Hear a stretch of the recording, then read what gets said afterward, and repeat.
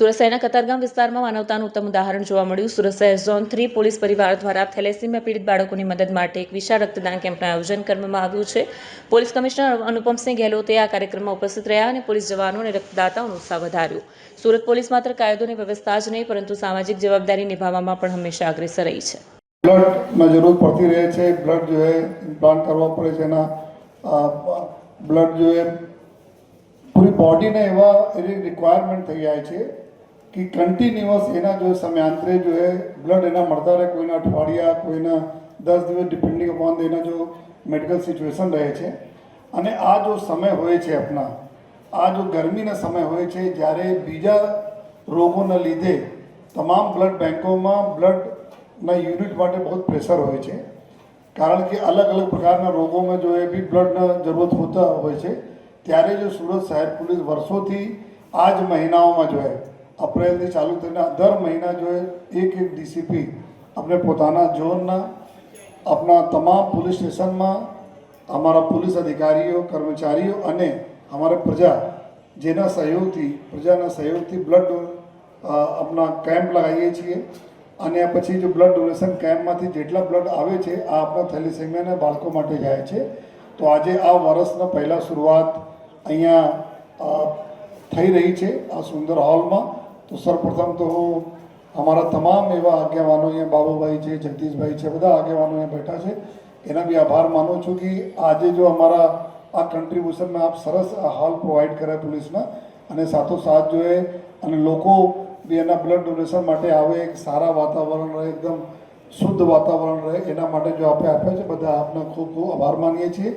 અને અમારા બધા અધિકારીઓ જો ખૂબ મહેનત કરે છે અમારા ઝોન 3ના પોલીસ સ્ટેશનવાળા, એના બી અભિનંદન. અને સાથોસાથ બધાના હૌસલા અફજાઈ કરવા માટે અમારા યશદીભાઈ અમારા જો વડીલ છે જો આ સદૈવ જો અમારા કોઈ કાર્યક્રમ હોય તો આવીને જો આપણાને એના આશીર્વાદથી જો ખૂબ સરસ માહોલ રહે છે.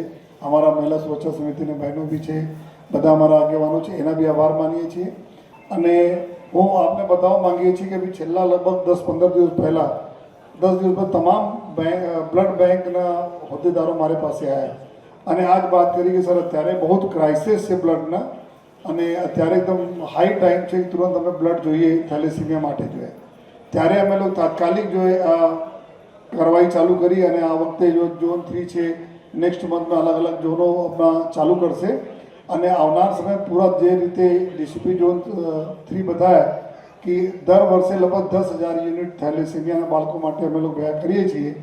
તો આ વખતે બી અમે લોકોથી અપીલ કરીએ છીએ કે આપના સહયોગથી જો એના કરતાં વધુ પણ આપણે યુનિટ ભેગા કરવાના લક્ષ્યાંક છે જો જેથી આપણે બાળકો માટે જો અમે સમયસર જો બ્લડ જો પહોંચતા કરીએ.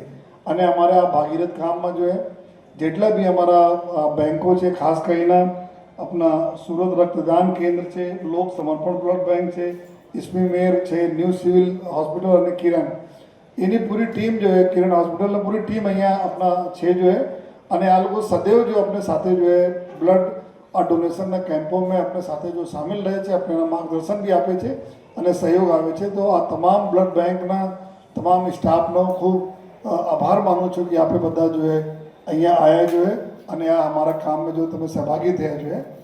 અને ફરીથી જો તમામ દાતાઓના જેટલા બી બ્લડ ડોનર્સ છે આ એના માટે અમે એના ખાસ કરીને જો પ્રણામ કરીએ છીએ કે એના ખબર પણ નથી કે એના બ્લડ કોના માટે જશે. આ બ્લડ આપે છે અને એના બ્લડ જો એવા લોકો માટે જશે જેના ઓળખતા પણ નથી જોઈએ. તો આ પૂર્ણ કામમાં ઈશ્વર આ બધાને ખૂબ આશીર્વાદ રાખે. આ બધા હેલ્ધી અને સુખી રહો જોઈએ. અને ફરીથી ડીસીપી ઝોન 3 એના સમગ્ર ટીમનો ખૂબ ખૂબ અભિનંદન આપું છું એવા સારા જો કાર્ય બદલ. Thank you. જય હિન્દ, જય ભારત.